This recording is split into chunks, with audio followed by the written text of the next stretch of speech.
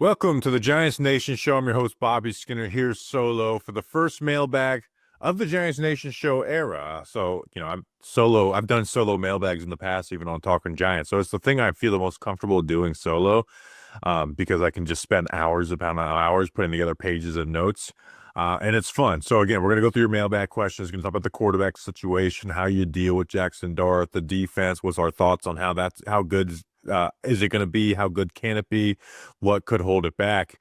Um, and then a whole slew of other things. We do one mailbag per month in the off season. So excited to get this one post draft and look at some big picture things as we've been really diving into the nitty gritty of UDFAs and draft picks and position previews. So it'll be good to get into all of that. First, this episode was brought to you by some special people. We got Brandon DeLeo, not Galileo, DeLeo. Dylan Nolan, which I feel like if you put his name in reverse, it would still work. Nolan Dylan. Might even be a little bit cooler, Dylan. Matt Seven or Savine, not 6. 7. Why is 6 afraid of 7? Because 7, 8, 9. That's why people are afraid of Matt. Jeff Friedman, he's not a slave. He's a freed man. And then Sergeant Mayhem, 13. You know it. He likes the mayhem. These people are what makes the show go. They joined the patreon.com/Giants Nation.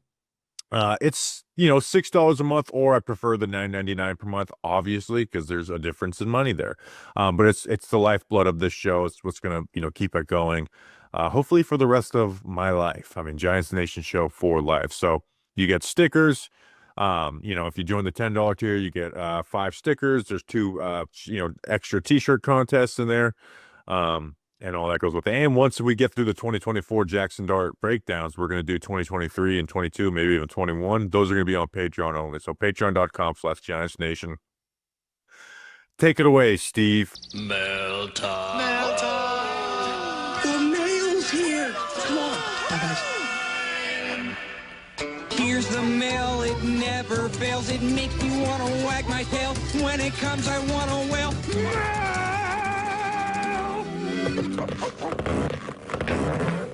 Thanks, Steve from Blues Clues. Bobby, let's get into the mail. First is New York Giants fan in Charlotte, Research Rick at CLT_NY. Says Dable has 3 QBs new to his system in a year with elevated pressure to win. How does he simultaneously put his team in the best position to win with a 36-year-old starter vulnerable to injury and develop a rookie? And I know Russ missed some games last year, and he's missed games over the last 5 years. But I don't think he's the most injury-prone quarterback in the world. But I think it's not simple, but like there could be a very clear path what you're going to do. You have Russell Wilson as the starter, and Jameis as the backup is the most simple part of this. But Russell Wilson's the starter. He's going to get essentially all the first team reps in OTAs and training camp, right? You don't need to mess with that.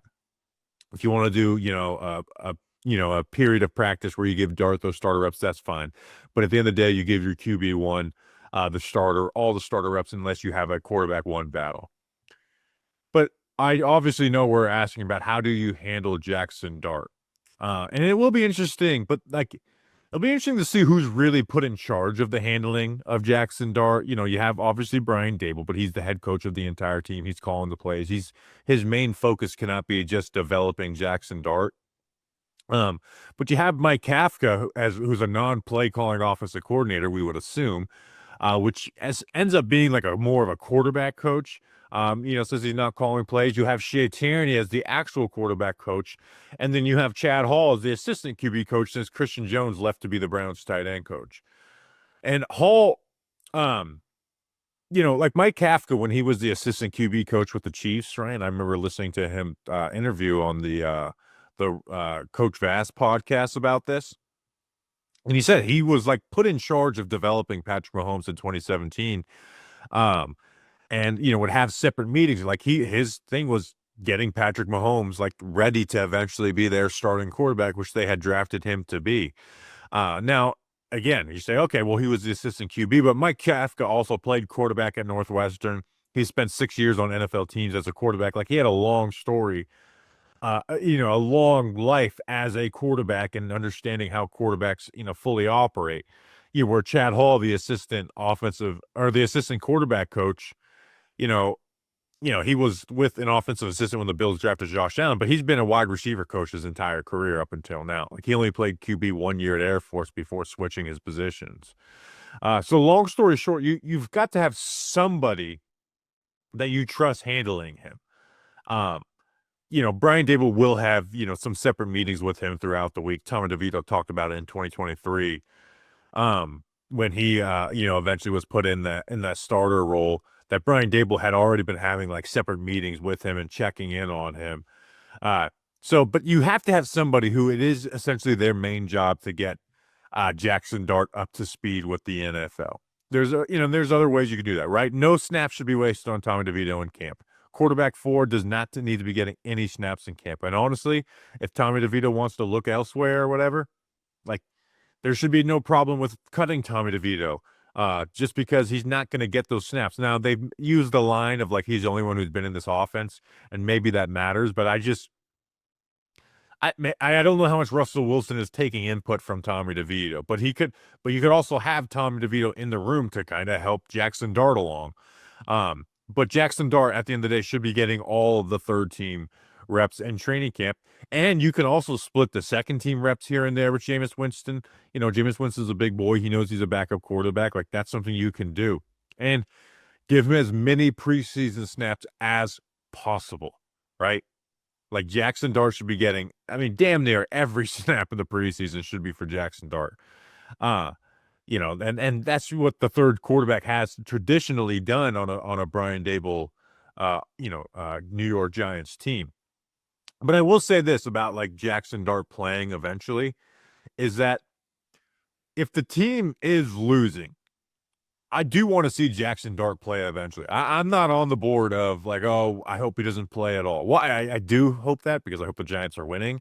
But if they're not, I do want to see Dart play eventually. And it's not just to see what we have in him, right? To like get some reps for the next year or whatever. It is to gain experience. Because we talk about what he needs to get better. I don't view him as this QB who needs to like figure out all this footwork and fundamental play the quarterback stuff, right? Footwork, arm mechanics. Like, that's not what Jaxson Dart needs to work on. Now, he does need to work on that stuff, but that's not like the major flaw in his game. We're not talking about a guy who doesn't have like quarterback training or very limited, and you have to kind of teach him all of that stuff. What he needs to learn is regular passing concepts at the NFL level, right? Specifically in the quick game. He needs to work on pocket feel of getting to the backside of progressions when your first reads aren't there. And, whatever pressure's there, being able to sidestep it and pull the trigger instead of having to, basically move all the way around from it. That's what Jaxson Dart needs to work on.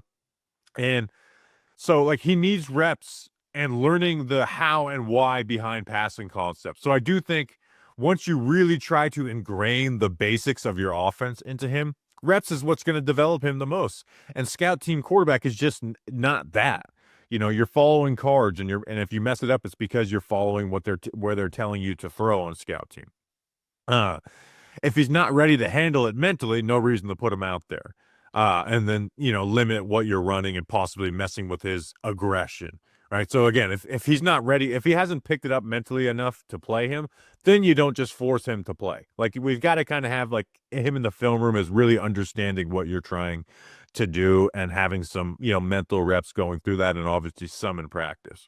But he needs to learn the what and why behind the NFL passing concepts. And then like if it goes wrong, what made it go wrong and what to look for the next time. Not just like, all right, let's scrap that. He's not good at that right now. Right. Not let's, scrape the best. Like, in reality, you shouldn't be trying to get the best possible performance out of him by just doing the things that he does good. You should be letting him work on those things and kind of giving him the mentality of like, hey, we're going to work through some things here. But like right now, he has no grasp of setting protection and knowing where blitzers are coming from, right? That showed up at Ole Miss, and they didn't ask him. He has no grasp of an NFL quick game. They just didn't run it at Ole Miss. And when they did, I thought he did a pretty bad job of it because they didn't run it at all. There's no under center snaps, right? So we talk about him running play action over 50% of the time. He's never had to turn his back to the defense in his life, right? So those are like basic thing that he needs to really work on. But we're not talking about a guy who needs to clean up all this footwork. We're talking about a guy who needs mental reps. So, and I go back and forth on the sit versus play quarterback argument. I think sometimes when we blame quarterbacks' failures on the fact that they were forced along too quickly. But like, which QB in the NFL do you think is good because they sat, like just because they sat, or what QB in the, or excuse me, what quarterback do you think in the NFL is bad but would have been good if they sat? Like, I think it's more that bad QBs who look bad early stay bad. You know, I went since 2016, so like the last 10 years worth of drafts of the guys who sat the majority, like not majority, who's guys who didn't play, 6 or more starts. And there's only been 4 as first rounders. Yeah, Paxton Lynch, and Trey Lance. Them sitting did not help them. They both sucked. And then the good is Patrick Mahomes and Jordan Love. Now, Patrick Mahomes is obviously the height of it. But I don't think if Alex Smith played well that year for the Chiefs, I think if they were out of playoff contention, I don't think that Patrick Mahomes would have sat the whole year except for one game. And then you go through the list. I mean, basically everyone plays a bit, but guys who played 6 or more games who ended up sucking. Carson Wentz, but his best ball was his first 2 seasons. Mitch Trubisky, Sam Darnold, he's had one good year, but he's mostly been bad in his career. Josh Rosen, Daniel Jones, Dwayne Haskins, Zach Wilson, Justin Fields, Mac Jones, but his best year was his rookie season. Kenny Pickett, Bryce Young, and Anthony Richardson. Bryce Young, I guess, is a little bit of a to be decided. Even though I do think him going back to the bench did help him a bit. So it's not to say that I don't think sitting can help. I just don't think it's like we need to sit him for 15 games. I think it's more like maybe sit him for 10, 11 games. And then if you're in a position to put that quarterback in, the guys who didn't sit and ended up good over the, this course of time. You have Jared Goff, but he was terrible in the beginning. He was 0-7 in his 7 starts. Deshaun Watson, Baker Mayfield, Josh Allen, but he was terrible as a rookie. Lamar Jackson, despite the fact that the Ravens won games, weren't very good when he was a rookie. Kyler Murray, Joe Burrow, Justin Herbert, Tua. You can argue Trevor Lawrence, C.J. Stroud, Jaden Daniels, and Bo Nix. And then there's to be decideds on Caleb, May, Penix, and McCarthy. Penix and McCarthy would fall in the they sat category. We'll see how it turns out with them. And then Caleb and May obviously played a lot. So long story short, if the Giants are 3-7 at the bye, I'll probably want to see Dart fairly soon after that.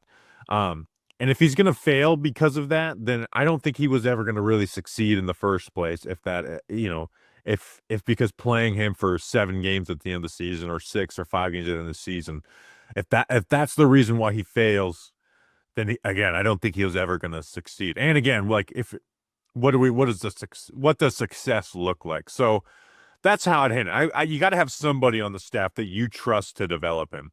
If there's no one that's qualified, then I think that's a bad job on Brian Daboll for getting his quarterback ready and drafting a QB. Should have found somebody that you trusted to do that. So somebody do that. We're not going to find out probably who that guy is this year. It might be if Jackson Dart ends up working. We'll find out 4 years from now when that guy's taking credit for that. If he ends up sucking, we'll probably never find out who was given that role because they don't want to take credit for him not working out. But that's kind of how again, we're not talking about a guy when he would rework all his feed and his mechanics. It's like he's got to learn NFL passing concepts. And so just put no pressure to play, through training camp, preseason, and, again, the first 10 games or so, and just kind of like, hey, your job is to learn an NFL offense and not just learn the plays, but learn the why behind it and what makes it work, what we're reading, and going through mental reps. So that's that was kind of like how I would handle it, is kind of doing what Mike Kafka did, is finding someone like Mike Kafka, whoever on your roster, to handle him as a a young QB. Because again, he has there's really no plan. There's no realistic plan of him playing any games early on because they have a Jameis as a backup, right? So if Russ gets injured, like he did in last year's camp, well, they're not going to put Dart as the starter anyways. It'd be a disaster situation, which again has happened for the Giants. So I don't see that happening early on. So next question. Ian at The Real Fire says, if we drafted Ryan Fitzgerald in the 7th, I heard he'd read an ad. And oh boy, will he. By the way, before I even get into this, if you ask me outside of like, trading it for quarterback, whatever, like what's the one thing that you really think the Giants messed up in this draft? I actually think it's not taking a kicker over Thomas Fidone. I think the Giants kicker situation is an actual like real worry for me now. It's like who's in here to compete with Graham Gano? Like he's got a big cap hit and he's been bad and injured the last 2 years. But it's not been bad and injured. This episode is brought to you by Heath Riles Barbecue, home to award-winning rubs, seasonings, sauces, glazes, marinades, and injections. Created by 79-time barbecue grand champion Heath Riles. These products are trusted by pitmasters and backyard cooks like myself alike for bold flavor. Let me show you. And winning results. So they sent me a bunch of this stuff. I've been putting it on everything, like even a turkey burger. It's like, let me try, the jalapeno garlic rub. Had chicken for lunch today, used the chicken rub. I'm going to do some barbecue this weekend. I'm going to use the sweet barbecue sauce. And they had like a podcast on YouTube and stuff where they talk about, like, they're legitimately, like, they go to these contests and they win. They're really good at it. So, and you can shop the full lineup online at heathrilesbarbecue.com. That's Heath Riles, which, you can see all the links in it, but heathrilesbbq.com, or find them in over 15,000 retailers nationwide, including Walmart, Kroger, Academy Sports, Shields, Lowe's, Publix, Ace Hardware, and more. To find a store near you, just use the store locator feature on their website. Again, like, they are legit, man. Like just a regular chicken cutlet that I had, shout out Tommy Cutz's that I had for lunch with this seasoning was just beautiful. Put a little peppers on the side, a little cup of rice. Good stuff. And they are fans of the show, right? We didn't just randomly find these guys. These guys are fans of the show, and they're actually Ole Miss guys, right? So this was all done before the Jaxson Dart pick. This happened through an Ole Miss connection. So whether you're dialing in flavor for your next barbecue competition or you just want to impress at your next cookout, Heath Riles Barbecue has you covered. Grill with confidence. Season like a pro. Get 10% off your next order at heathrilesbarbecue.com with promo code GiantsNation10 at checkout. You'll be glad you did. Again, early supporters of the show, go support them. Just go look at all the seasonings. So you can get the sauces and stuff, but I would look at the chicken rub or the beef rub or whatever. Pick whichever one you think you can use, and just throw it on there. You'll legitimately be glad you did. Like, I'm glad I did. They are supporters of the show, and I'm really appreciative of Heath Riles Barbecue. And again, it's perfect timing. I told him, I was like, we're coming this is summer. Like, we're going to be barbecue. All right, next question. Ryan Henderson at Ryan Henderson 08 says, do you trust Shane Bowen with the upgrades on defense? Let me get a drink of water before I go on this.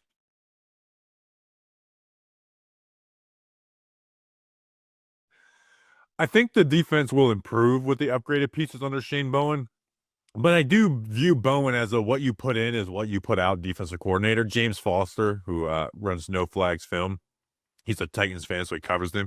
He described him that way to me when the Giants hired him last offseason. And then last offseason at this time, I live streamed Shane Bowen's 2023 Titans film game by game, and we were charting everything from coverage usage, safety alignment, blitz usage, stunts. And he essentially got the exact same thing out of him as the Giants defensive coordinator in 2024. There were some exception games like the Browns and Saints, but most of the time it was the exact same defense that he called with the Titans. The one thing I do expect to be different is to have Abdul Carter lining up all over the place. You got a little taste of that in the Giants' life, YouTube videos they put out in Carter's meeting with the outside linebacker coach, Charlie Boolin. It just makes sense. But with the players you have as your starters on this defense, there is so many different things you can do with this defense.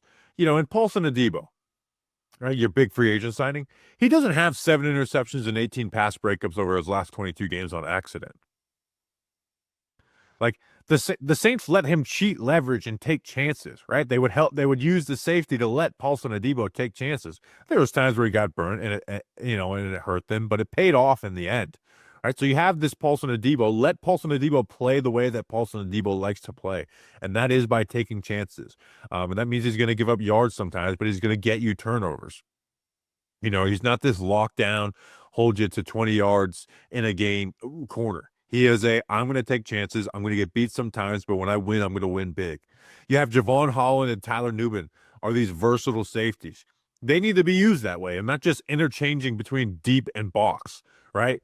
That's not being versatile. Is one play you're up in the post and one play you're in the box. That's not showing versatility to me. Actually use these guys in disguised coverages. Rotate them after the snap. Rotate them pre-snap. Let them line up in the nickel at times. Let them both play man coverage. They have the ability to do that against tight ends. And, like, the other thing is get your DB's hands on the football, right? Your starting five of Deonte Banks, Cordell Flott, Drew Phillips, Tyler Nubin, and Jason Pinnock had a combined 2 interceptions and 14 pass breakups. I don't care who the personnel is. That's terrible. And Deonte Banks had 8 of the 14 pass breakups by that starting group. There's players in the NFL who had more pass breakups than your entire starting secondary. Obviously more interceptions, but more pass breakups, which is like that should be more steady. You know, you have a linebacker in Micah McFadden who has some pass rush juice. Use that on third down instead of just dropping him back into coverage. Or take him off the field for someone like Chris Board, who you brought over from the Ravens. You know, you fire Jerome Henderson, blaming Deonte Banks on him. Okay, then show why he can be an advantage at quarterback too.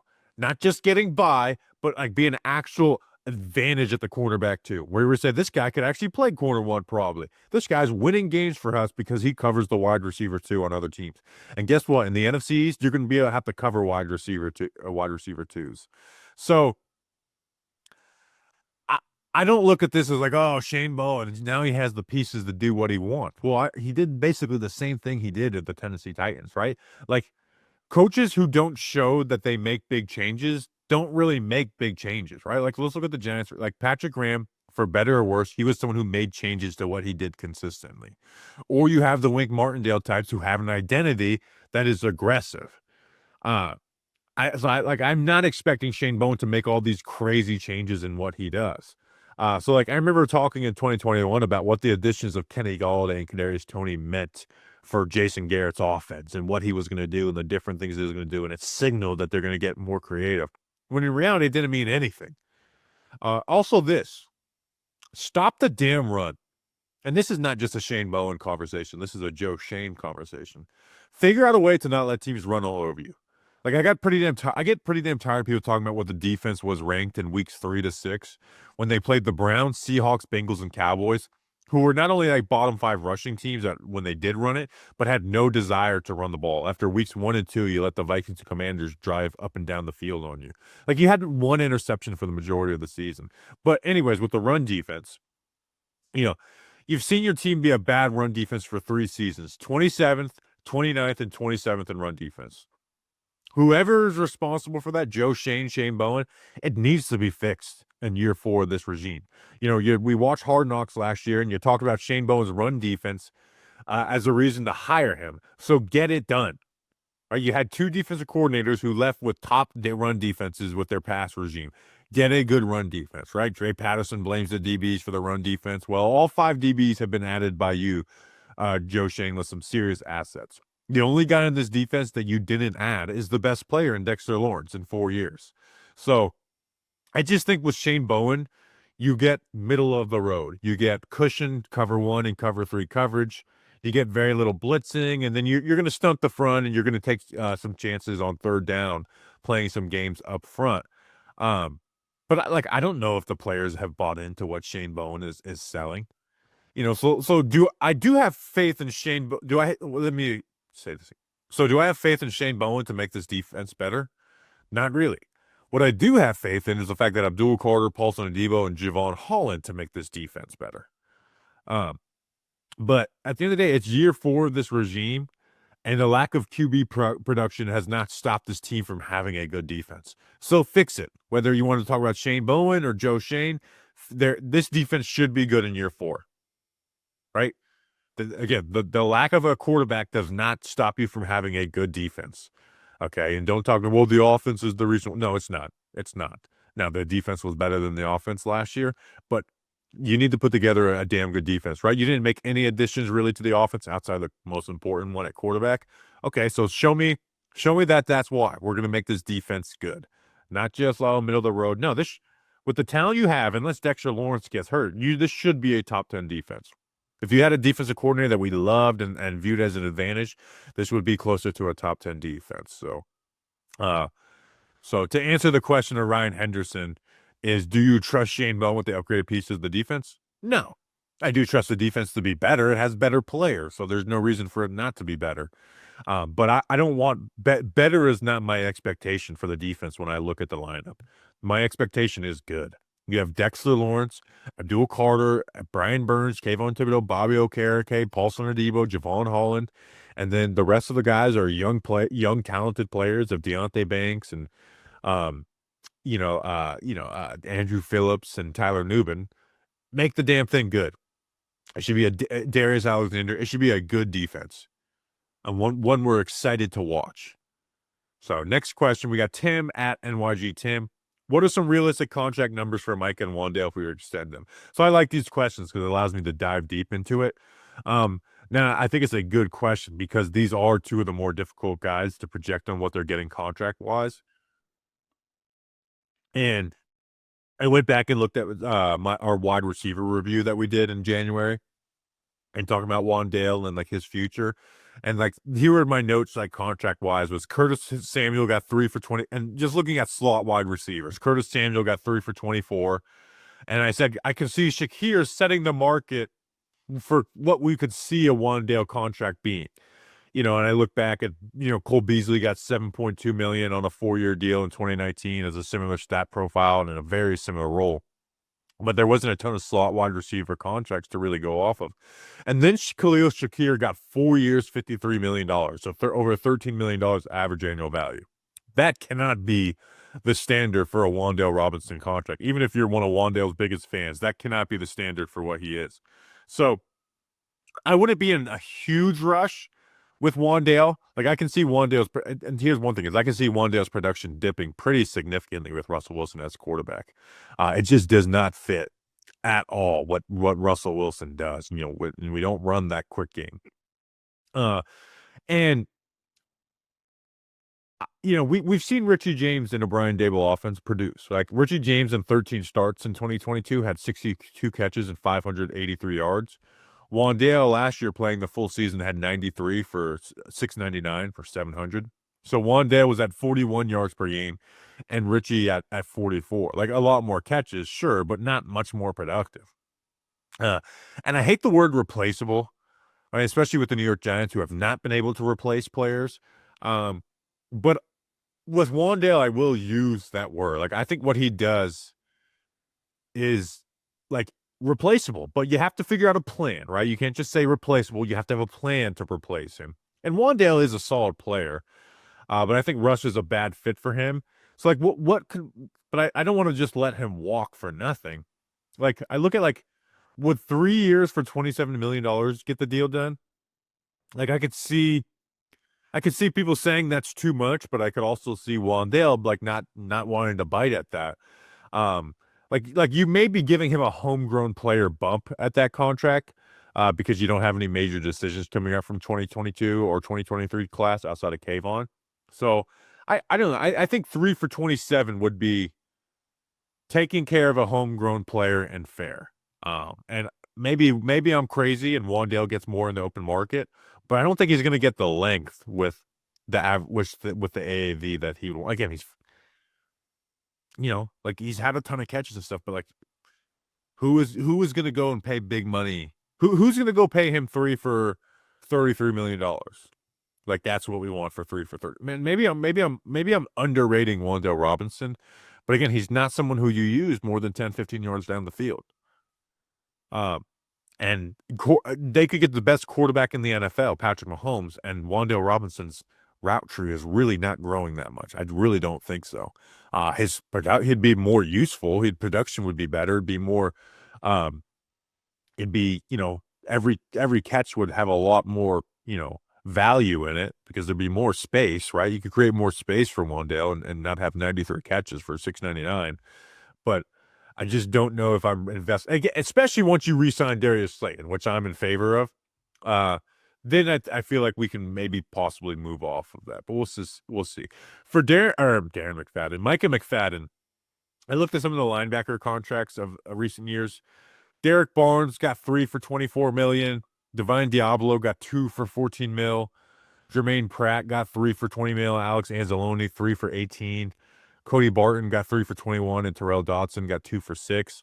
So I mean, we're looking at AV. Barnes at 8, Diablo at 7, Pratt at a little under 7, Anzalone at 6, Barton at 7, Dodson at 3. I tried exploring something in the range of 3 for 15, or maybe you do 2 for 12 if you want less commitment. And again, like maybe if the Giants had all these guys to pay down the road, I wouldn't even be saying that, because again, he's not this great linebacker, but like he is useful, but he's pretty bad in coverage. So you could really try and grind it out and let him get the free agency, because he's probably not going to get a ton of dough and if he hit the open market. All right, so like when I say 3 for 15, if we got to the open market, maybe you could get him back for cheaper, but I do think there'd be value in trying to just keep some homegrown guys on cheaper contracts, instead of just having the standard of like, hey, you're either great and we give you all the money, or we just let you walk, which I feel like has been the standard for Joe Shane outside of Darius Slayton.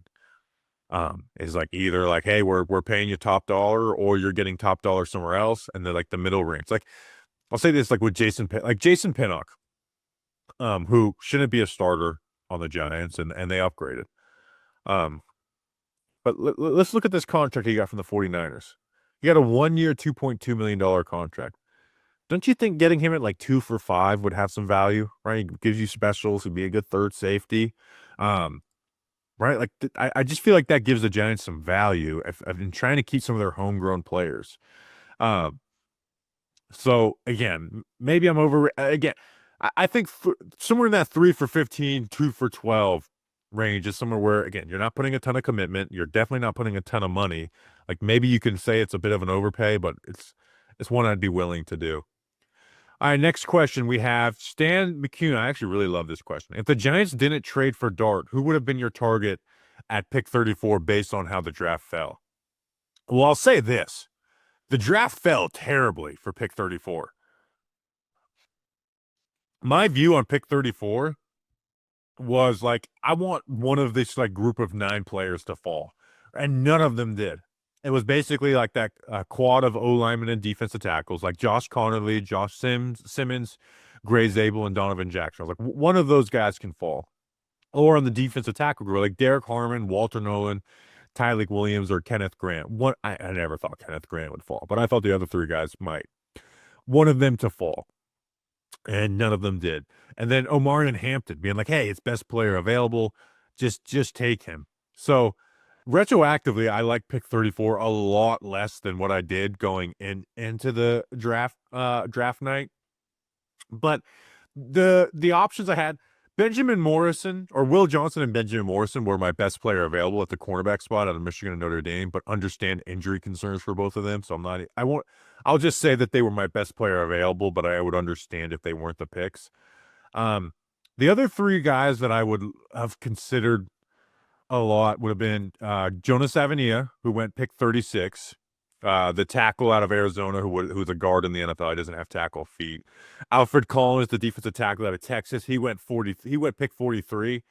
And then this would have been a little bit of a luxury, but Luther Burden would have been nice as the guy who can play slot, but also you move him around, can actually create explosives.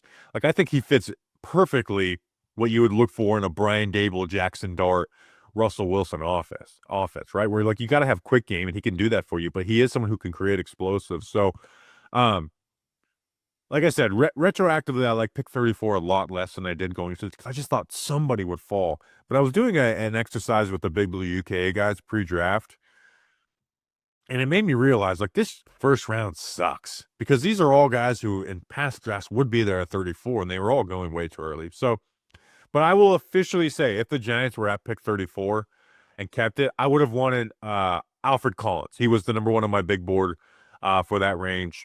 It wouldn't have stopped me from taking Darius Alexander at pick 65 either. Do the double dip, right?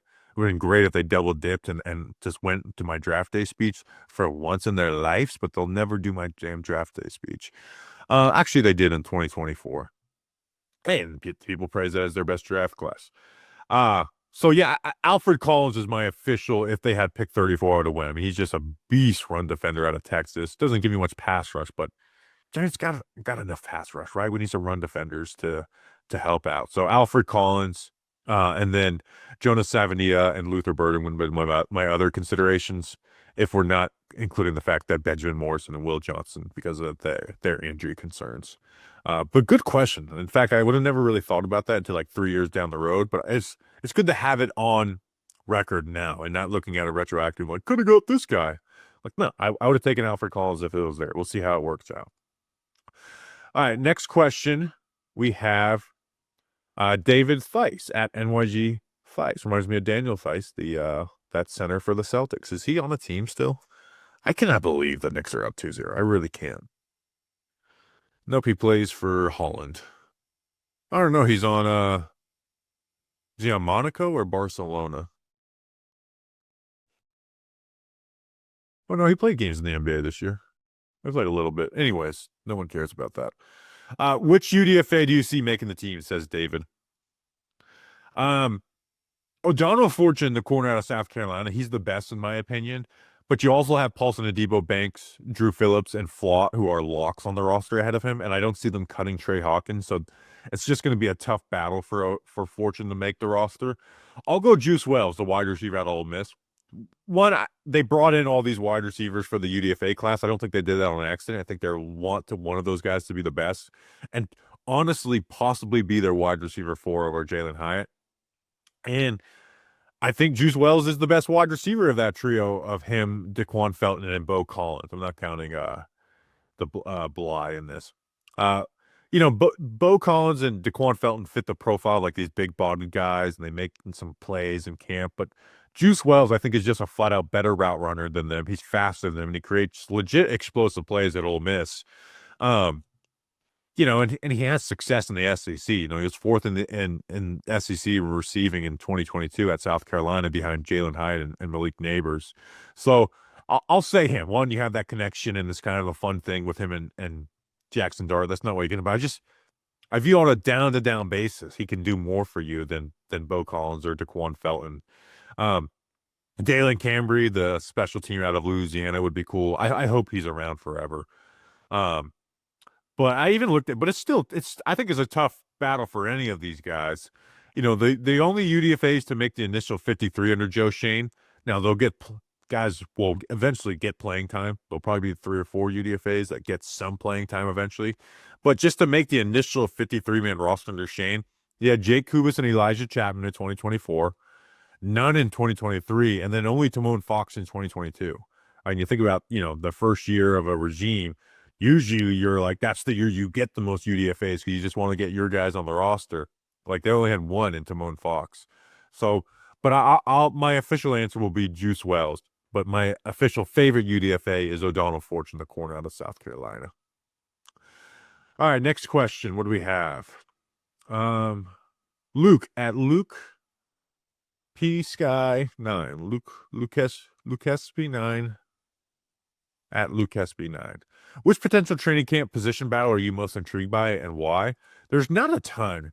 The only one that I think warrants any hype is, for me, is defensive tackle, and that's unfortunately one they do rotate a little bit. But it's just, if you ask me who is going to be getting the second most defensive tackle snaps, I don't know. Like, you have rookie Darius Alexander. He took the first pick of the 3rd round.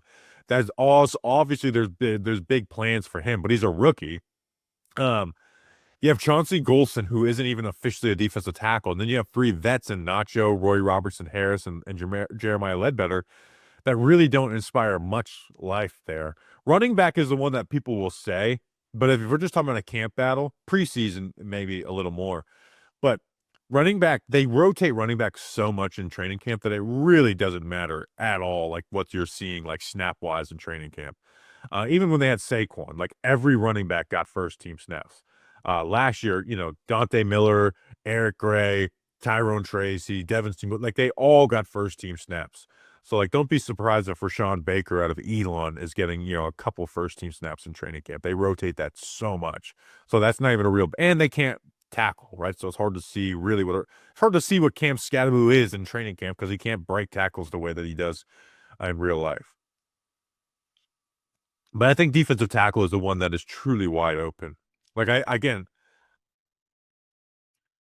think you can make legit arguments for like four of those guys, and maybe even five if we're counting Chauncey Golson. We'll see officially what his role is, but defensive tackle it is. There's not a ton else out there, right? There's none at wide receiver.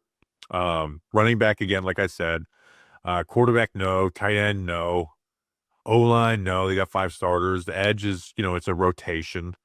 Linebacker, no. Corner, no. So, yeah, there's really not very many positions. Like, camp position battles episodes are going to be a little lacking this year. Going to be a lot of depth battles. Next question is from Nico Risen at Nico Risen. Read an ad. Giants Nation show for life. So I don't have like an official ad. I'm going to say this. We've been doing a bad job advertising it. May 24th, Saturday, Memorial Day weekend. You're like, what's going to happen then, Bobby? We're going to be in Charlotte, North Carolina at Charlotte Motor Speedway. It's a NASCAR weekend there. We're going to be there. Thanks to Body Armor, they're sponsoring the whole thing. Thanks to Charlotte Motor Speedway for giving us access to be there. Right outside the track, we are going to have a live show. We did this a few years ago in 2022, and guess what? We saved the Giants season. So if you're in the Carolina area, or if you're not, come out. It's free to go to the actual event, the live show that we're doing. Just come out. It's not just a live show either. We're going to be hanging out talking for a couple hours, having ourselves a good old time, drinking some Body Armors. And then you don't have to do this, but would be preferred to get tickets to the Xfinity race, which, again, is not the main series, so the tickets are cheap. Buy those, and then we're just going to go and just get the cheapest ones, and we're all going to go try and sit together in one area of the track. So I think it's going to be a great time. Come out. Again, we had like 20 people or so show up last time. It was pretty cool. So I'm excited to see everyone out there. Know there's a handful of people that are going to be there. Going to be fun. And you can get on the show, right? And I just bought the headset microphones, bought 4 of them. So we can have up to 4. And if we have a handheld mic, don't worry. Mr. Brownstone will be holding it for you. You do have to pay for that, though. All right, next question. Jack Salazoni, what is your biggest goal / accomplishment you would like to reach / overcome in your first year running the Giants Nation podcast? Well, Jack, it's the Giants Nation show, first of all. So goals are weird because they're fluid. But to be completely real, one of the concrete goals I want is to pass Talking Giants and subscribers. Like, that's not just to be petty, but it's like, hey, I built that to this. I just want to get back to there. And I'm talking like calendar year, not 365 days from now. But like, if the show can comfortably average 20,000 views for minimum, right? Not average, but like have a 20,000 view floor. I think that's pretty happy. Makes you happy. Like the game recaps, they'll get 50K at times, but the minimum is what you sell ads off of. So that's like a numbers goal I want to get to.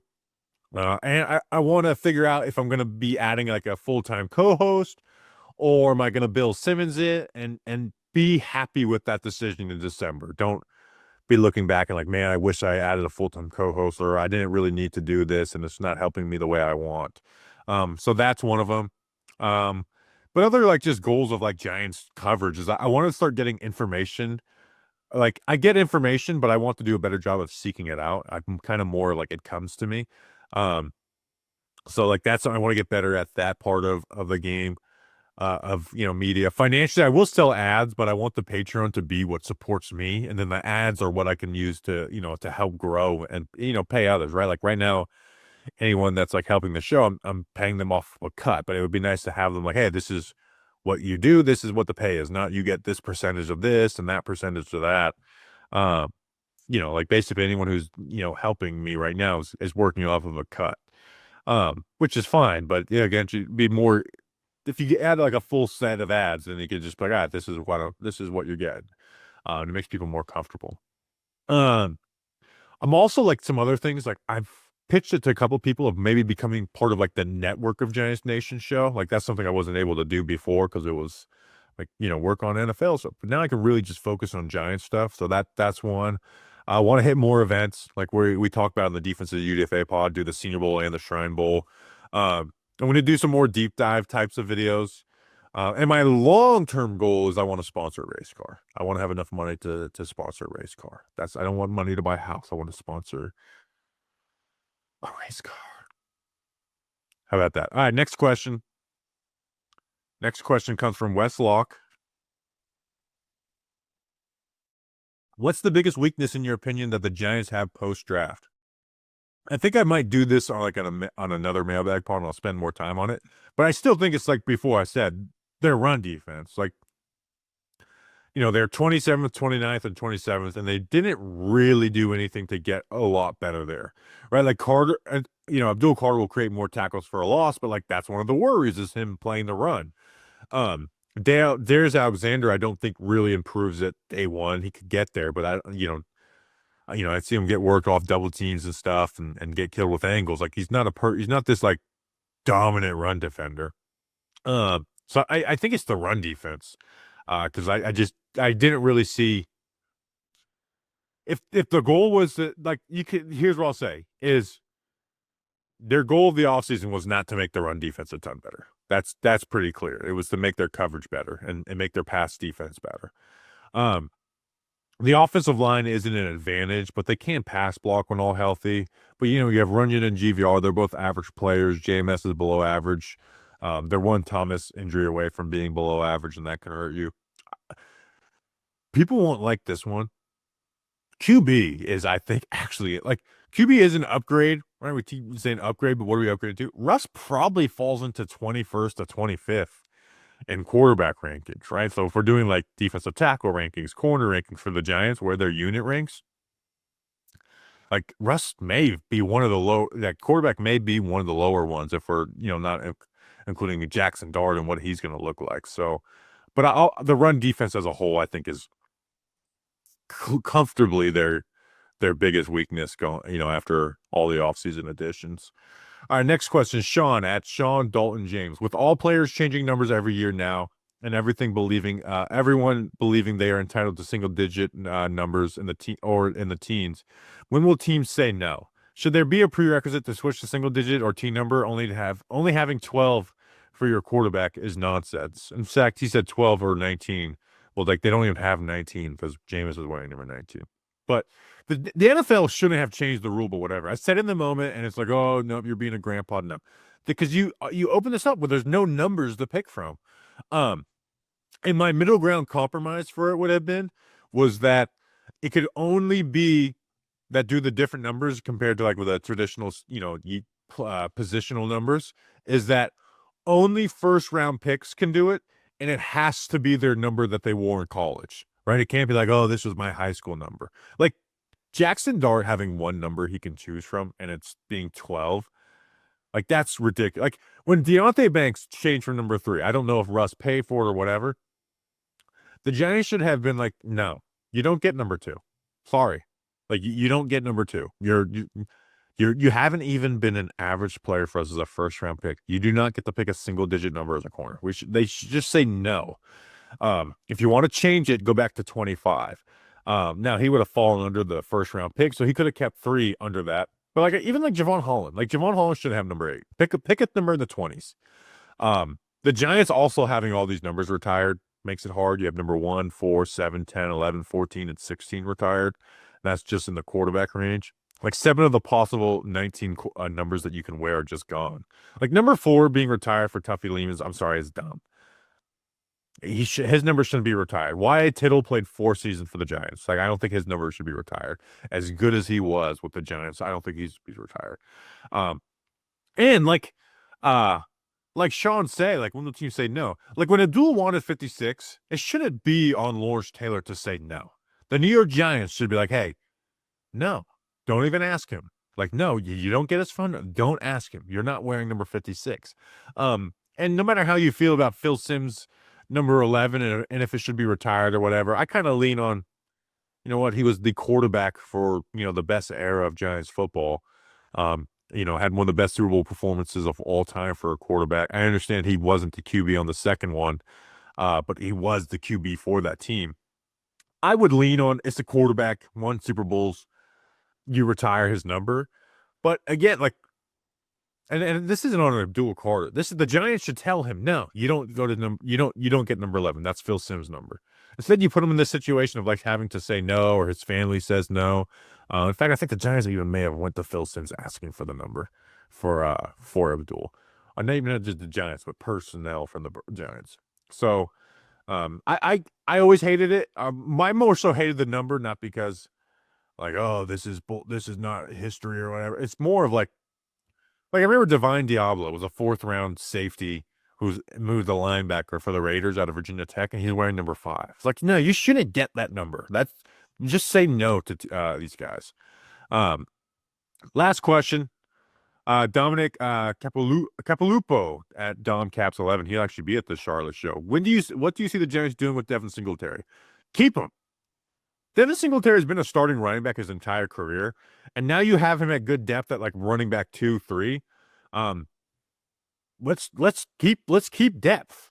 Like what would be the point of cutting Devin Singletary? Like his entire cap hit would be a dead cap hit, right? So you're not saving any money. He's 27 years old, so we're not talking about a guy who's like clearly over the hill. He was in fact good at times for the Giants. He's got a fumbling issue, but so does Cam Scatterbo and Tyrone Tracy. He's you're probably your best blocker at the running back spot. Like, and like he was good at times. There's other times where he wasn't, but like I don't think Devin Singletary is like over the hill as a player. Like he's been a starting running back in the NFL his entire career. Tyrone Tracy ended up being better, and that's awesome. But I'm not laying the fact that, like, even if they could save like $1.5 million, I'm probably just keeping Devin Singletary. Right? What if a guy gets hurt? Well, then we still have a nice running back 1-2 punch, or at least not a nice one or a great one, but just one that you're okay with. You're not forcing Eric Gray to get snaps, which we don't want. So, all right, that's the show. We'll see you guys on Tuesday with Dan Snyder. Already recorded that interview, unless there's some big type of news that we gotta break down. So we will see you then. Again, thank you guys for all the support. Let me know how you think of the solo mailbag. It's a lot more preparation, but I feel like we got some good stuff in there. So appreciate you guys. We will see you. Enjoy your weekend. Enjoy rookie camp. Until then, let's go Big Blue.